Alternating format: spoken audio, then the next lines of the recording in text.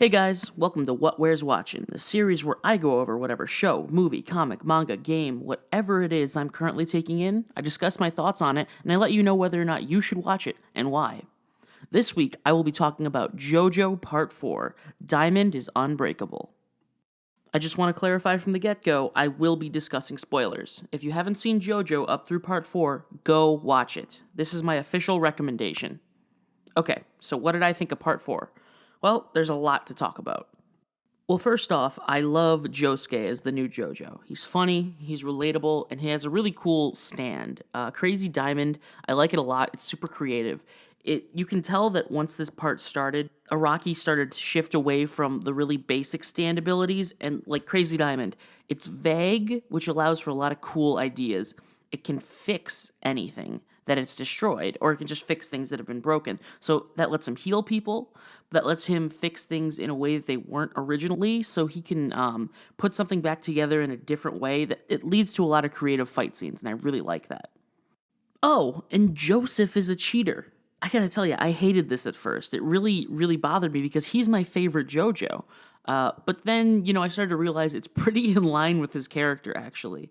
I really liked the cute father-son moments he got with Josuke.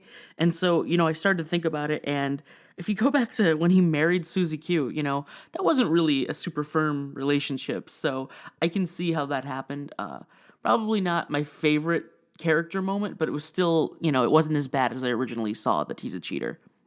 Oh, and Jotaro's back. I love how he's matured now. He's still the stoic badass from before, but he's not so mean and disrespectful to everyone. He really helps with the new group dynamic, which I also really like. It's way less monotonous than in part 3. Instead of the same 5 characters traveling all over the world, it's a bunch of different groups of characters. So sometimes it'll be Josuke and Koichi and Okuyasu, but sometimes it'll just be Okuyasu and Josuke, and then sometimes, different characters will shuffle in and out, like Yukiko and Rohan. I really like that. It really helps break up the events, and it feels more like a fluid story and not just episode of the week sort of deal. But if I can take a short break from praising the series, I do have to say they had a huge missed opportunity with time travel. When they had that scene where it showed where Josuke got his hair from, they presented it in such a way that the guy who saved him in the car looked just like him. And they purposefully did not put that guy's voice in. So I was under the impression for the majority of the series that at some point we were going to see Josuke go back in time and save himself. I was looking forward to it. And especially later, during Bites the Dust, that ability that had to do with time travel, I was like, oh, yes.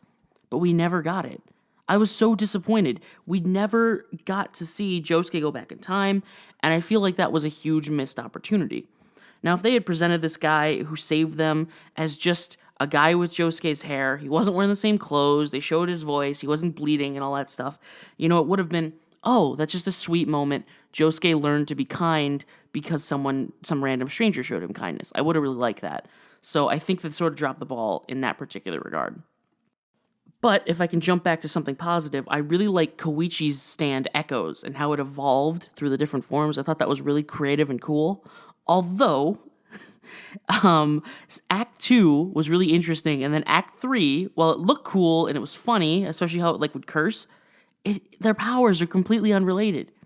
Act 2 lets you create a sound and put it on something and it gains that property. Act 3 makes you really heavy. That makes no sense at all. I liked all 3 of the OPs for this part.